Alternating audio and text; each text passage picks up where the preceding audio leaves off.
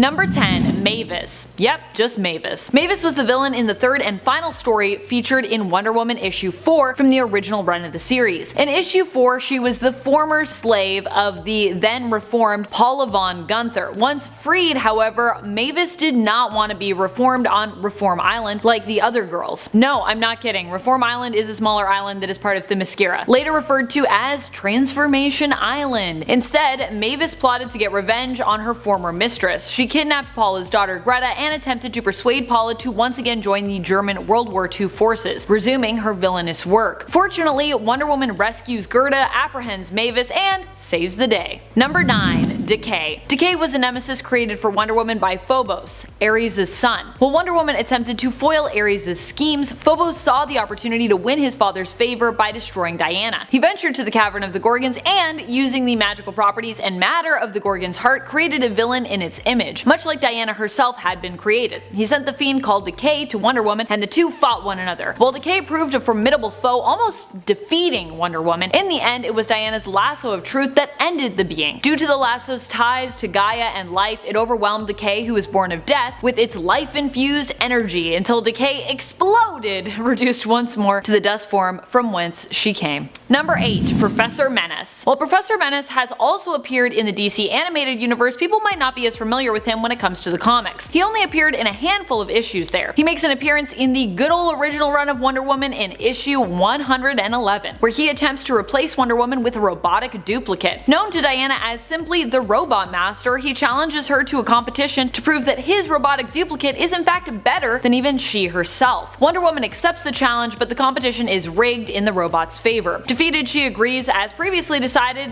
should she lose, to go into retirement. It is then revealed that Robot Master is actually the insidious Dr. Menace, a supervillain. Not content with simply convincing Wonder Woman to retire, he sends the robot after her. I think this is really where he messed up and made a bad choice. Wonder Woman uses an eel to short-circuit her robotic counterpart, defeating Dr. Menace. That's very resourceful, Wonder Woman, using an eel. Number 7. OSIRA. During the time of ancient Egypt, OSIRA arrived on planet Earth. She was an alien from another galaxy with insane telepathic powers. During her time in Egypt, she used her powers to rule over the people there, becoming their queen, with her consort becoming their king. Eventually, the people of Egypt rebelled against her, sealing her up in a pyramid. Years later, during World War II, she was accidentally freed from her tomb. She attempted to use her telepathic power to bring peace and end World War II through influencing the minds of those fighting. Actually a pretty noble cause. But Wonder Woman and the Justice Society of America weren't going to let OSIRA control people, even if it was for the purpose of peace. Wonder Woman defeated OSIRA by using Starman's gravity rod to break her telepathic hold, and basically defeated her by convincing OSIRA of the importance of free will above even peace. Since her first appearance in that two-story arc in Wonder Woman Volume 1, issue 231 and 232, OSIRA has made a few more appearances, mostly reappearing as an antagonist in Wonder Woman giant-size issues. Number 6. Armageddon. Armageddon is actually a legacy villain, but despite the fact that there have been multiple Armageddons, it's still likely not a name that most people would be super familiar with. Originally, Armageddon fought alongside Germany during World War II on the side of the Axis. He was first introduced in the 1970s in issue 234 of the original Wonder Woman comic. Despite not having any specific superpowers, he was still considered to be a relatively strong foe, skilled in using many different types of weapons. His son and his granddaughter thereafter would also end up taking the villainous mantle of Armageddon, explaining his strength and theirs as coming from being descended from the mythical beings known as ogres. With Armageddon the third first appearing in Wonder Woman Legacy numbered issue 753 earlier this year. Number 5. Angleman. You may have forgotten about Angleman and his angler, but don't worry, we won't let you forget. Angleman has never been considered an A-list villain, likely because he is such a ridiculous name, although it does begin with an A, oddly enough. And he often fights with what looks like some kind of protractor. But his angler, as it's known, is actually a very powerful piece of equipment which can be used to manipulate space and time, although I'm sure it could also be used as a ruler or to help measure angles in a pinch.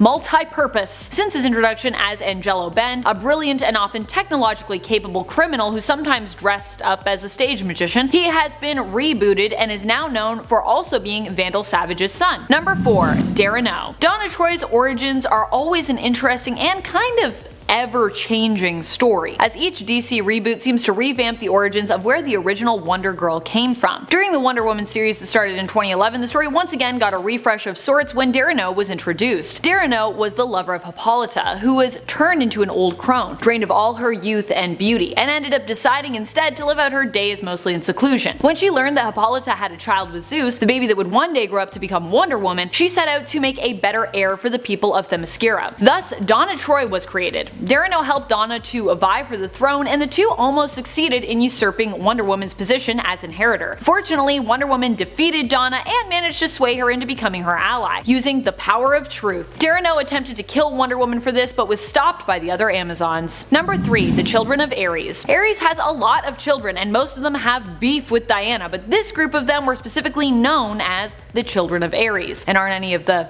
main bigger ones that you might have heard of before. They are a team of children and villains created by Gail Simone and Bernard Chang, who first appeared in the 2006 run of Wonder Woman in issue 39. They were only around for a few issues but were sired by Ares, who magically impregnated Amazonian women. These children use their mind, control abilities, and manipulation skills to discredit Diana, tarnishing her reputation as a hero and as Wonder Woman. Number 2. DEIMOS. DEIMOS is known for being another one of the Children of Ares, separate from the previous group of 5 we just discussed. He first appeared in the original run of Wonder Woman in issue 183. He is the twin brother of Phobos, who created DECAY. Together, these brothers attempted to battle Diana after Phobos' plan of using DECAY failed. Deimos planned to poison Wonder Woman in battle with his snake-like hair, which infected those it touched with a fear-inducing toxin. In the end, however, Wonder Woman beat him by decapitating him with her often underused tiara. That thing is sharp. Number 1.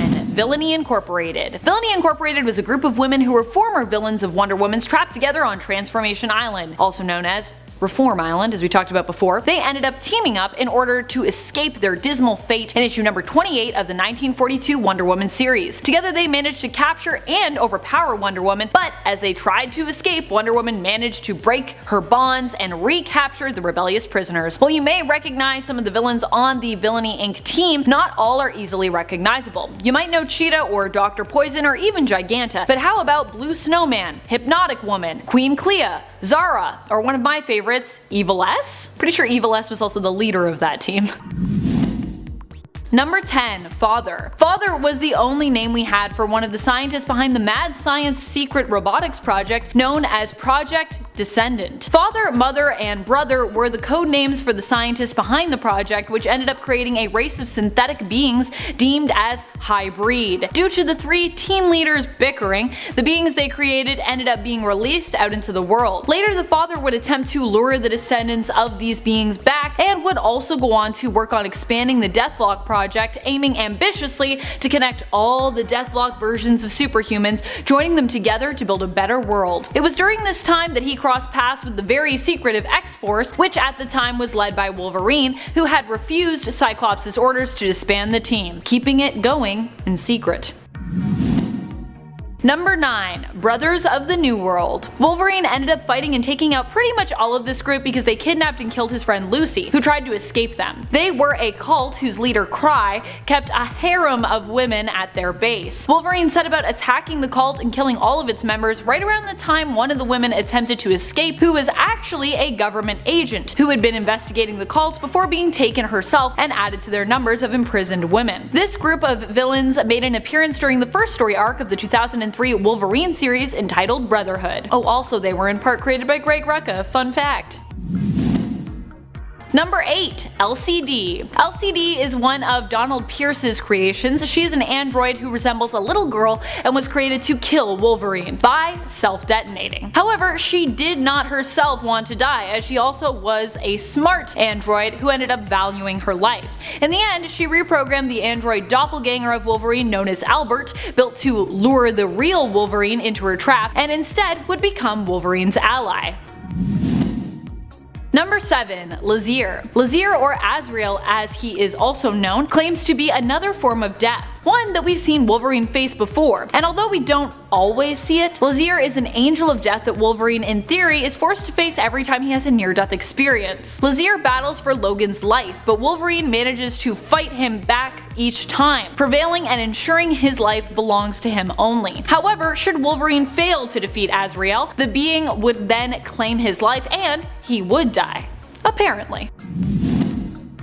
Number 6. Tiger Shark. One of the first time these two ever crossed paths, it was one of the most random fights in comics. Wolverine and Tiger Shark originally started fighting because La Bandera, a mutant with emotion, manipulation, and energy manipulation abilities, who mainly uses her powers to make people feel more patriotic and empathic, was fighting Tiger Shark. Wolverine stumbled upon their fight and felt attracted to La Bandera and compelled to help her, mainly due to her mutant ability, obviously. Together the two made quick work of Tiger Shark, and then ran away together, because that's how that goes. Number 5. BLOODSCREAM. BLOODSCREAM would end up partnering with Wolverine's other lesser known nemesis that we talked about on the part 1 of this list, Roughhouse. While many associate these two as being partners in crime, this isn't the only Wolverine villain that BLOODSCREAM has teamed up with in the past. He has also teamed up with Albert and LCD as well, and in the Old Man Logan universe partnered up with both Kraven and Roughhouse in an attempt to help Kraven capture Old Man Logan. Number 4. NUKE. Many people forget about NUKE, but he is a lesser known villain in the comics who was actually created by Wolverine during his time as a Weapon X operative. He ended up securing NUKE when he was just a child for Project Homegrown. Weapon Plus, with Wolverine's help, would later drive him insane and turn him into a brainwashed cyborg to be used as a weapon. Even years later, these two still come to blows. During Death of Wolverine, NUKE would accept a contract to capture Wolverine and bring him into Viper alive. This would lead to an epic fight between the two, where Wolverine would only end up winning by smashing his own skull repeatedly into NUKE's until he was unable to fight back. Is this the most metal way that a fight has been won in comics? Let me know in the comments. Most metal fights, that's a list we need to do.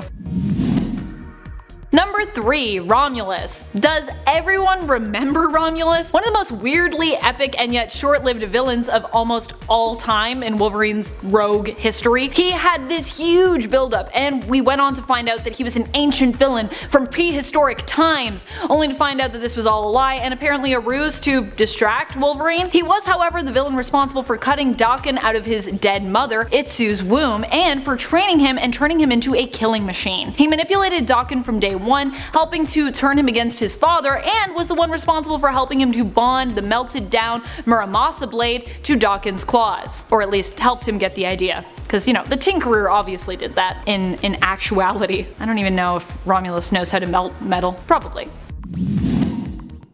Number 2. Gorgon. If you don't know the Gorgon and this pretty awesome story featuring him, you should. During the 3rd Wolverine series from 2003, Wolverine ends up getting entangled with the Gorgon when he is attempting to locate Ichiro, the missing son of one of his dead fiance's cousins, who has been kidnapped. I say one of his dead fiancés because I feel like Wolverine's got a few of those. Gorgon is a telepathic mutant who, as his name implies, can turn those who make direct eye contact with him into stone. Gorgon ends up capturing Wolverine and giving him over to the Hand, who brainwashed him and turned him into their own agent. However, Wolverine would later break free of their control and would even go on to kill Gorgon, using his own claws to reflect Gorgon's deadly gaze back at him, transforming Gorgon into stone before shattering him. But don't worry, Gorgon would be resurrected later on and return. Gotta love those old mythology references. Comics taking old stories and making them new again, and also never letting people die. Number 1. OGUN. OGUN was once Wolverine's martial arts mentor and a powerful sorcerer and telepath, but later became Logan's enemy after being spurned by Wolverine, joining the Yakuza, and going on to kidnap, train, and brainwash Kitty Pryde. During the Kitty Pryde and Wolverine story, OGUN even managed to turn Kitty Pryde against Logan, sending her to attack him when Wolverine had come to rescue her. Fortunately, Wolverine was able to break OGUN's control over Kitty. In the end, Kitty fought OGUN but was unable to defeat her former master. However, Wolverine was able to do so. After being beaten but spared by Wolverine, OGUN attacked Kitty once more and was killed by Wolverine as a result. Of course, this is comics, so this wouldn't be the last we'd see of OGUN by a long shot. Number 10. The Dummy. The Dummy was created in the 1940s and has faced Superman countless times. Now, he isn't just strictly a Superman villain, he has faced other superheroes as well. He's quite intelligent and uses a gun quite a bit. Not much else is known about his backstory, since it was never really revealed if he was actually a literal ventriloquist dummy or just something else. Number 9. Hobby Robber. So there isn't much about Hobby Robber either, which seems like a trend on this list. But he made an appearance in 1944 and was created by Jerry Siegel and Sam Citrin.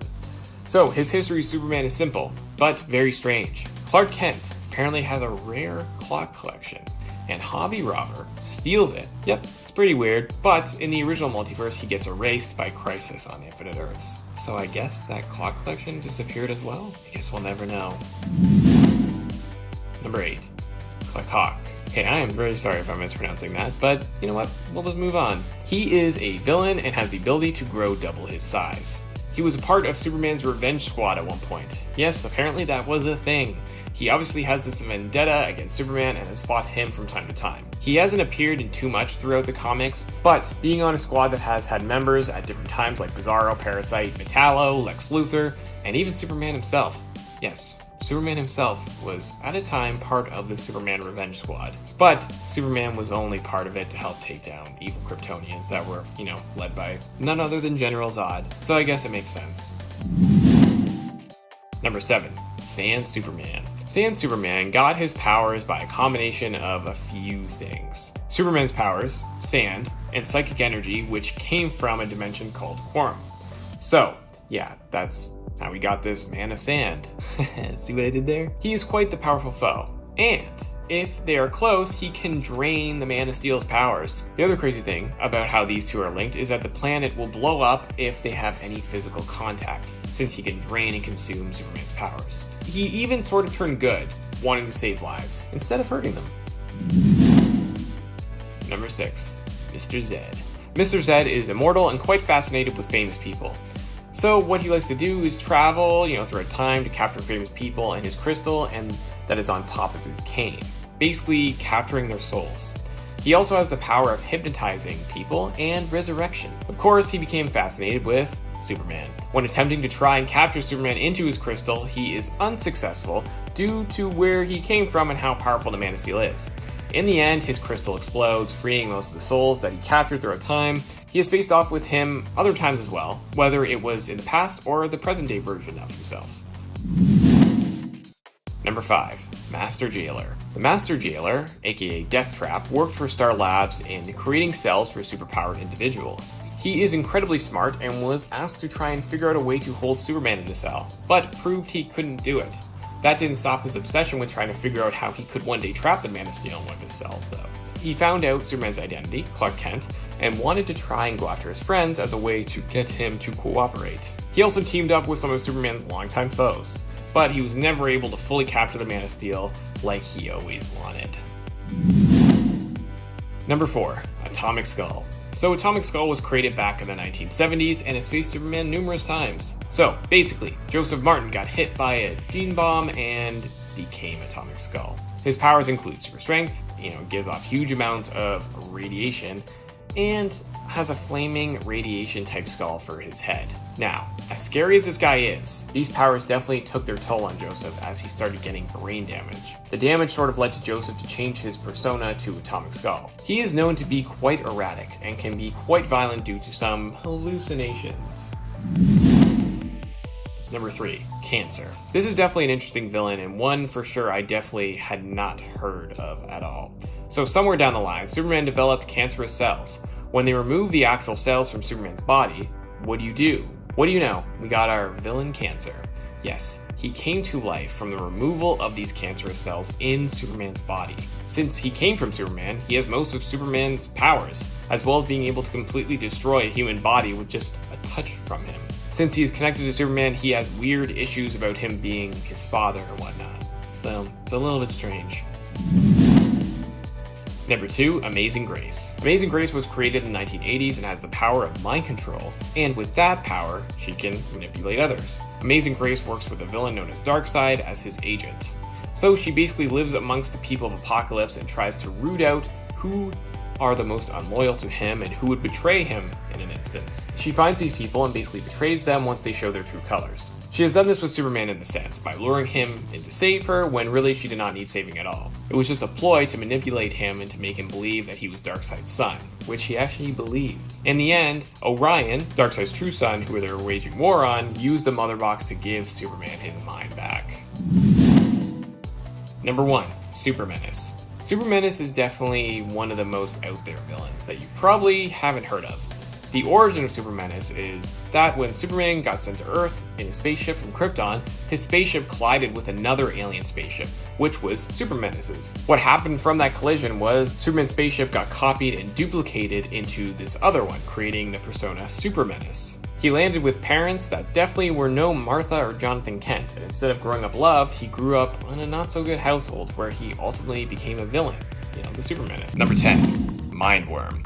MINDWORM, aka William Turner, but not the William Turner from Pirates of the Caribbean, is very powerful with his mind, allowing himself to read people's thoughts, drain people's energy, and create illusions. MINDWORM has a very large head and brain that he was born with. At one time, he was neighbors to Flash Thompson and Peter Parker when he moved in with Flash. Since MINDWORM was always feeding off people's minds, it was no surprise that he was trying to feed off of Peter's mind as well. But since Peter's so smart, he could fight off MINDWORM's attack to his mind. This upset MINDWORM, and he later fought Peter, but of course he was unsuccessful and lost. MINDWORM used this as an opportunity to figure out why he was even doing this, and after taking a hard look at himself, and realizing that his anger was coming from what happened to his parents, he makes peace with Peter, and he even uses his slogan, "With great power comes great responsibility." Unfortunately, MINDWORM's story doesn't end great, since criminals manipulate him back to a life of crime, and he went back to prison, and afterwards he was killed by a group of people on the street. It's pretty depressing. Number 9, The Spot. So before he became The Spot, he was known as a guy named Jonathan, a scientist who was working for none other than Kingpin. Yes, so he has to be pretty evil working for a guy like Kingpin. Anyways, Kingpin wanted Jonathan to figure out a way to replicate Cloak's powers. Not such an easy task, as Jonathan would soon find out. Instead, he opened up a portal that sent him into a spotted dimension. I wonder if that's where he got his name from. When he was inside that dimension, his skin changed to where he had black spots all over bleached white skin. These spots were all around his entire body and would allow him to teleport anything that he touches. He hated Spider-Man so much that he even formed a group with some of the people that will show up later on this list. Spoiler alert, one of them may be GRIZZLY or maybe KANGAROO. Maybe, but you'll have to keep watching to find out if that's true. But they were part of the Spider-Man Revenge Squad. Of course, it didn't really work out for him. Number 8, The Living Brain.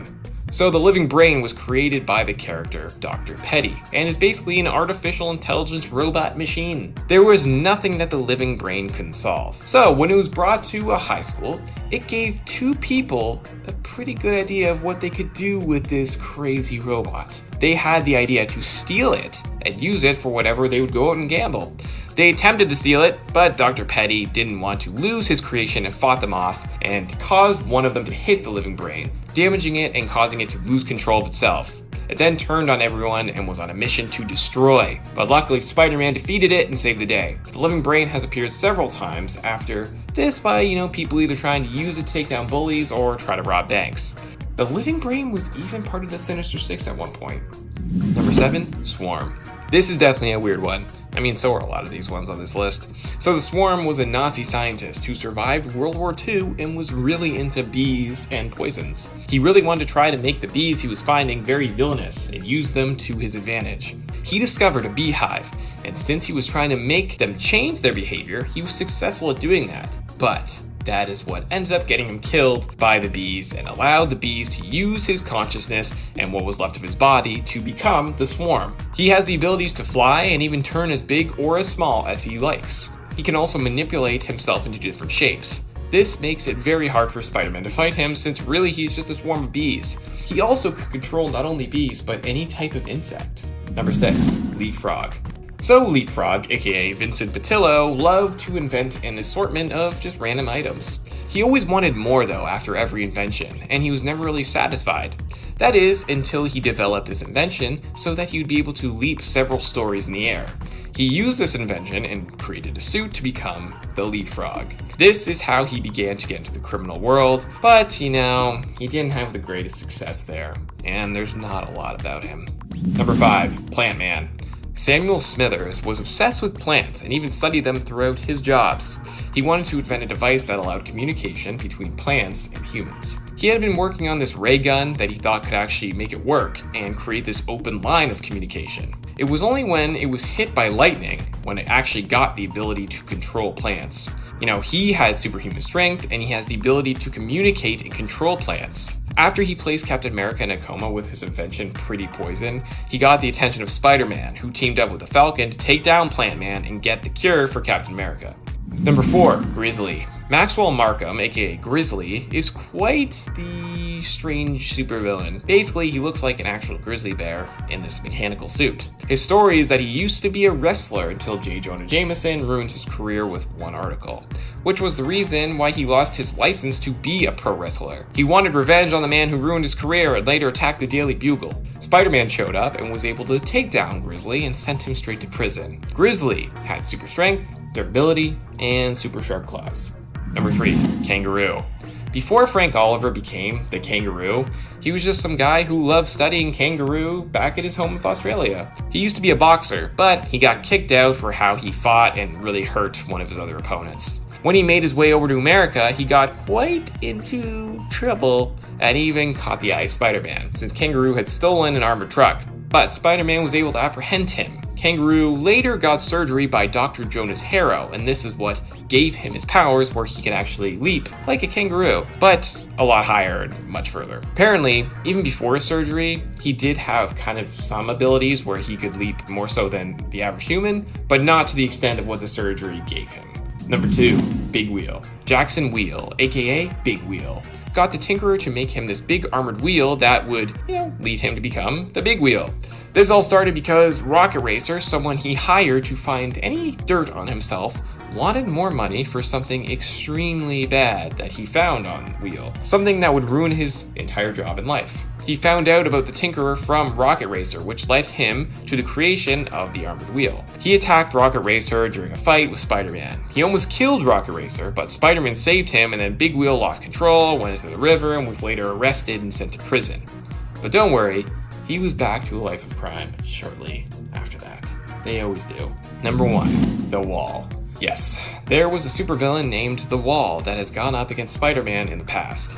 And a little fun story, I remember hearing about this villain a few years ago from my friend who was going back and he was reading all of the original Amazing Spider-Man issues. I remember he sent me a picture while he was reading it, and I literally could not stop laughing because his slogan was, "This is one wall you will never crawl." I mean, it's weird, but at the same time, it's kind of amazing. Like, he's definitely one of the most weird and just strange supervillains that Spider-Man has ever gone up against. Okay, so a little backstory. Joshua Waldemeier, wow, had the job of laying bricks down, and one day, an explosion happened and hit a brick wall that had just been built, sending it crashing down and burying him under all these bricks. But didn't kill him. And actually, the bricks merged with his body, which turned him into the wall. Since he was an actual wall, Spider-Man had a hard time affecting him with any and all physical attacks. Spider-Man's web attacks didn't even work on him. But they later found themselves sitting on a bench and just working things out like two grown adults. A grown man spider and a grown man wall.